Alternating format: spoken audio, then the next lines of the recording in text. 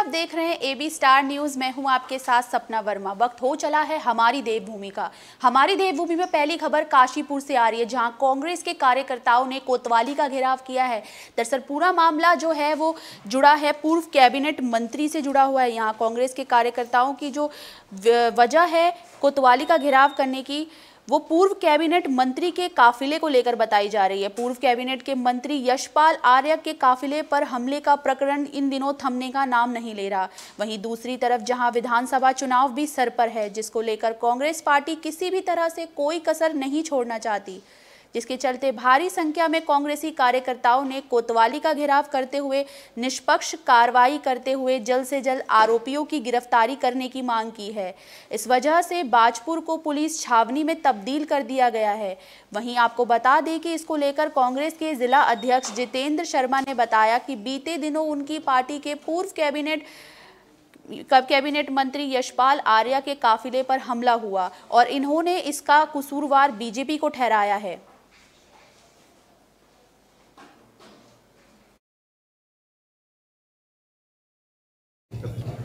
अभी जो additional SP Pramod Kumar द्वारा जो हम लोग को आश्वासन दिया गया, ये कहा गया कि अभी इन्वेस्टिगेशन चल रही है और इन्वेस्टिगेशन फेयर होगी। और हम उनसे एक अनुरोध करने गए थे, क्योंकि सत्ता में जो लोग बैठे हैं उनके इशारे पे इतनी बड़ी घटना को अंजाम दिया गया। तो पुलिस प्रशासन से आज हम लोग एक फरियाद करने गए थे कि बाजपुर क्षेत्र के अंदर लॉ एंड ऑर्डर मेंटेन रहना चाहिए। सरकारें आती जाती रहती हैं, किसी भी सरकार के दबाव में इस तरीके की जो घटना हुई है वो नहीं होनी चाहिए। दिन दिहाड़े थाने से मात्र 50 मीटर की दूरी पे जो हमला हुआ है वो नहीं होना चाहिए था। तो ये पुलिस प्रशासन की भी नैतिक जिम्मेदारी बनती है कि ये इन्वेस्टिगेशन तुरंत हो, जल्दी हो और एकदम फेयर हो। ऐसा कुछ नहीं है, कांग्रेस पार्टी से संबंधित उसमें कोई लोग नहीं थे। और अगली खबर हरिद्वार से सामने आई है, जहां पर लूटपाट की घटना को अंजाम दिया गया। ये लूटपाट की घटना वृद्ध दंपत्ति के साथ अंजाम दी गई है। दरअसल हरिद्वार के ज्वालापुरा कोतवाली क्षेत्र में दिन दहाड़े वृद्ध दंपत्ति के साथ लूटपाट की वारदात को अंजाम दिया गया, जिसका पुलिस ने खुलासा किया और आरोपियों को गिरफ्तार कर लिया है। आपकी जानकारी के लिए बता दें कि वरिष्ठ पुलिस अधीक्षक डॉक्टर योगेंद्र सिंह रावत ने बताया कि आयुर्वेद भवन दयानंद नगरी ज्वालापुर में 2 व्यक्तियों ने डॉक्टर राजेंद्र अग्रवाल के घर में घुसकर लूट की घटना को अंजाम दिया है। जिसके बाद मौके पर पहुंची पुलिस ने कार्रवाई करते हुए आसपास के सीसीटीवी फुटेज खंगालने शुरू किए। उन्होंने इसकी जानकारी देते हुए बताया कि सीसीटीवी फुटेज के आधार पर और मुखबिर की सूचना पर दोनों संदिग्धों को गिरफ्तार कर लिया गया है, जिनके पास से पुलिस ने 2,93,000 की धनराशि के साथ सोने के आभूषण भी बरामद किए हैं। हरिद्वार के एसएसपी ने बताया कि लूट की घटना का खुलासा करने वाली टीम को 2,500 रुपए का इनाम भी दिया गया है।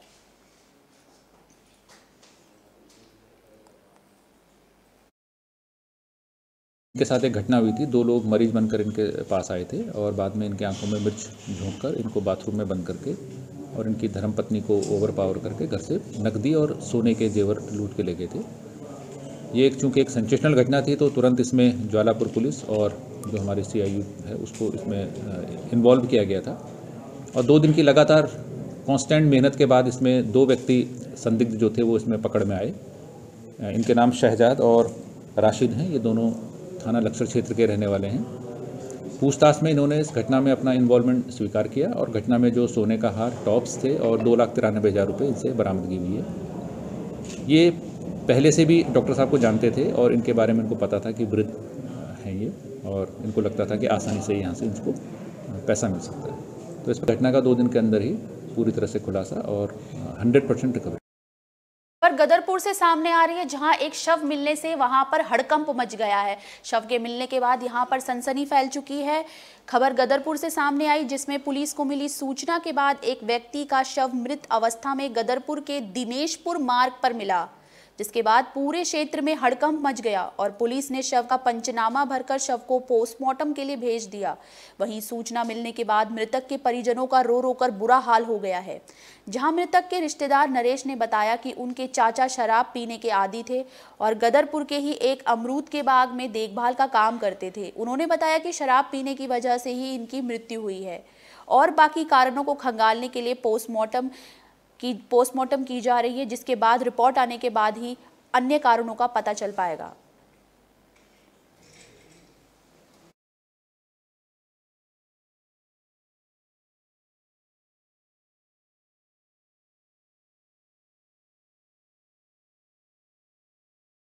हरिद्वार से सामने आ रही है, जहां पर लोक निर्माण कार्यालय के बाहर प्रदर्शन किया गया है। प्रदर्शन जो किया गया है वो ठेकेदारों को ने किया है। प्रदर्शन हरिद्वार में लोक निर्माण विभाग के कार्यालय पर कॉन्ट्रैक्टर वेलफेयर एसोसिएशन के बैनर तले ठेकेदारों ने लोक निर्माण विभाग लक्सर के अधिशांसी अभियंता के खिलाफ धरना प्रदर्शन शुरू कर दिया है। जहां धरने पर बैठे ठेकेदारों ने अधिशांसी अभियंता सतवीर यादव पर भ्रष्टाचार सहित कई गंभीर आरोप लगाए हैं।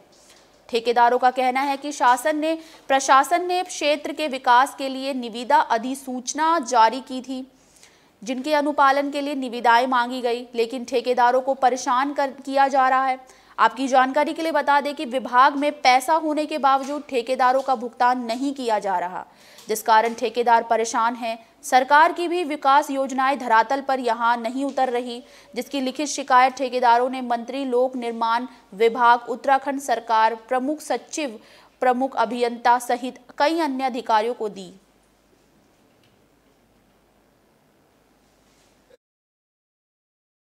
विभाग के जितने भी उच्च अधिकारी उन सबको भी अवगत कराया था।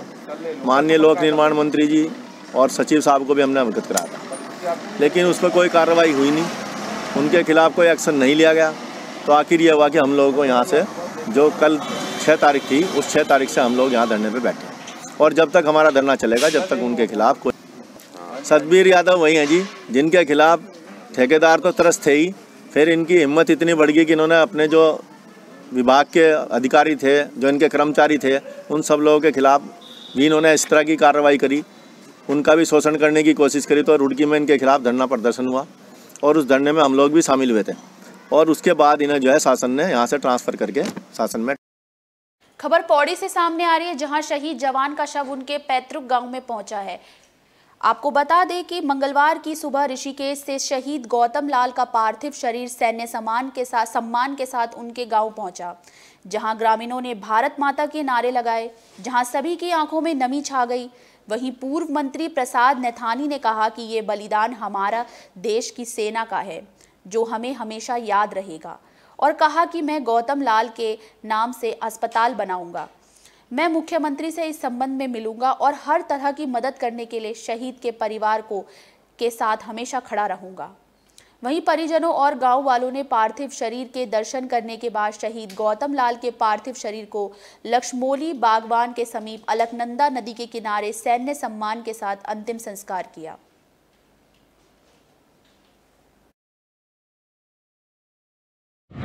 जो आज शहीद हुआ है गौतम लाल, ये मेरी विधानसभा नौली गांव की, और मैं इस नौजवान को व्यक्तिगत तौर से भी जानता था। मुझे वो दिन याद है कि जब वो फौज में भर्ती हुआ था और मेरे टेलीफोनिक भी संवाद उनसे हुआ था, और तब मुझे 2 दिन पहले खबर मेरे पास आई तो बड़ा एक ऐसी बात सामने आई कि हमने एक नौजवान को खो दिया है, और भारत माँ की रक्षा के लिए इस उत्तराखंड के नौजवान ने हमेशा प्रथम पंक्ति में आकर इस भारत माँ की रक्षा के लिए अपने प्राणों की आहुति दी है। और ये जो गौतम का जो ये बलिदान देश के प्रति है, ये पूरा देश याद रखेगा। और मैं भगवान से ऐसे प्रार्थना करूँगा, ऐसे दिव्य आत्मा को अपने चरणों में स्थान दे, और इस दुख की घटना में, दुख की बेला में इनके परिवारों को जो सहन करने की शक्ति है। और व्यक्तिगत तौर पर जहाँ तक मैं अपनी बात करूँ तो मैं बहुत इस आहत हूँ, क्योंकि मैं व्यक्तिगत तौर से जानता था। मैंने कल उनके खबर काशीपुर से सामने आई, जहां पर पूर्व संगठन मंत्री की गोली मारकर हत्या कर दी गई है। गोली लगने से उनकी अचानक हत्या हो गई है। शादी समारोह के दौरान अचानक गोली लगने से प्रांतीय उद्योग व्यापार प्रतिनिधि मंडल के पूर्व संगठन मंत्री की मौत हो गई। सूचना मिलते ही मौके पर पहुंची पुलिस ने मृतक के शव को कब्जे में लेकर पोस्टमार्टम के लिए भेज दिया है। हालांकि पुलिस ने मृतक के 2 दोस्तों को पूछताछ के लिए हिरासत में भी ले लिया है। आपकी जानकारी के लिए बता दें कि ITI थाना क्षेत्र में अपने मित्र पवन भल्ला के घर पर अपने अन्य दोस्त मोंटी अरोड़ा और पराग के साथ एक शादी समारोह में पंजाबी सभा जाने की तैयारी कर रहे थे। तभी बैठक के दौरान नीशू के दोस्त पवन भल्ला लाइसेंसी पिस्टल से हवा में फायरिंग करने लगे, जहां 2 गोली चलने के बाद ट्रिगर में 1 गोली फंस गई। इस दौरान अचानक तीसरा फायर निकला और व्यापारी नीशू को गोली लग गई।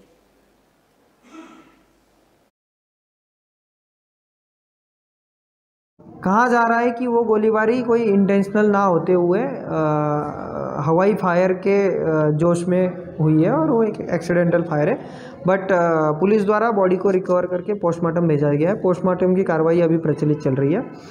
परिजनों द्वारा तहरीर दी जा रही है, उसके बेस पे मुकदमा दर्ज होकर अग्रिम कार्रवाई की जाएगी। इसमें अभी तक की सूचना के अनुसार कोई हत्या या वैसा मामला सामने नहीं आ रहा है। ये 2 दोस्तों के बीच की एक घटना बताई जा रही है। फिर भी इन्वेस्टिगेशन होगी, इन्वेस्टिगेशन के पश्चात ही इसमें कुछ किसी की गिरफ्तारी इसमें नहीं हुई है। बट पूछताछ हेतु वहाँ मौके पर प्रेजेंट लोगों को पुलिस ने पूछताछ हेतु कब्जे में लिया है। नहीं, ये ऐसा नहीं है। उक्त 4 व्यक्तियों में एक की शादी भी आसपास की तारीख में होने वाली थी, बट उनके ऊपर कोई पिस्तौल। खबर बाजपुर से सामने आई, जहां पर बहुउद्देशीय शिविर कैंप लगाया गया। इसमें डीएम की भी मौजूद रहे। इस दौरान डीएम की मौजूदगी यहां दर्ज की गई। बाजपुर के रामलीला मैदान में बहुउद्देशीय शिविर का आयोजन किया गया। कार्यक्रम में पहुंचे इस दौरान जिलाधिकारी जुगल पंत ने दीप जलाकर प्रज्वलित कर इस कार्यक्रम का शुभारंभ किया। इस दौरान शिविर में पहुंचकर उन्होंने लोगों की समस्याएं सुनी और तत्काल उसका समाधान करने के अधिकारियों को निर्देश भी दिए। आपकी जानकारी के लिए बता दें कि मुख्यमंत्री पुष्कर सिंह धामी के निर्देश पर प्रत्येक तहसील में बहुउद्देशीय शिविर का आयोजन किया जा रहा है। इसके उपरांत विभिन्न विभागों में लगाए गए स्टॉल और जिलाधिकारी ने इसका निरीक्षण किया और विभागीय अधिकारियों को जनता की समस्या का तत्काल समाधान करने और सरकार की योजनाओं का लाभ जनता को देने के लिए कहा, जनता तक पहुंचाने के लिए कहा। इस दौरान जिलाधिकारी जुगल किशोर पंत ने शिविर पहुंचकर वहां फरियादियों की समस्याएं सुनी।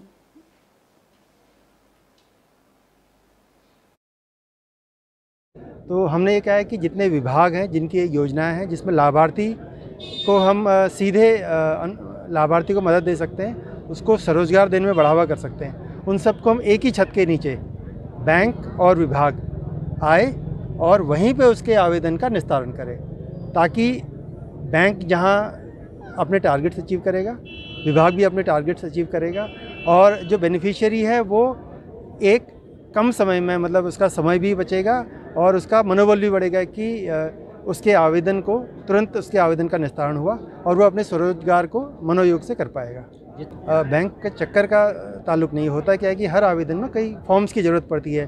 कहीं आय प्रमाण पत्र चाहिए, कहीं आधार कार्ड चाहिए, कहीं निवास प्रमाण पत्र चाहिए, कहीं आपको सिविल का या ज़मीन के कागज़ चाहिए। तो यहाँ पे सारे विभाग मौजूद हैं इस तरह के प्रमाण पत्र बनाने वाले, यानी सिंगल विंडो सिस्टम कह सकते हैं आप इसको। मेले के तौर पे सारी कमियां दूर करते हुए उनके आवेदनों को तुरंत निस्तारित करने के लिए इस तरह के मेले लगाए। हमारी देवभूमि में आज के लिए बस इतना ही। मुझे दीजिए इजाजत। देश और दुनिया से जुड़ी तमाम खबरों के लिए देखते रहिए AB स्टार न्यूज़। शुक्रिया।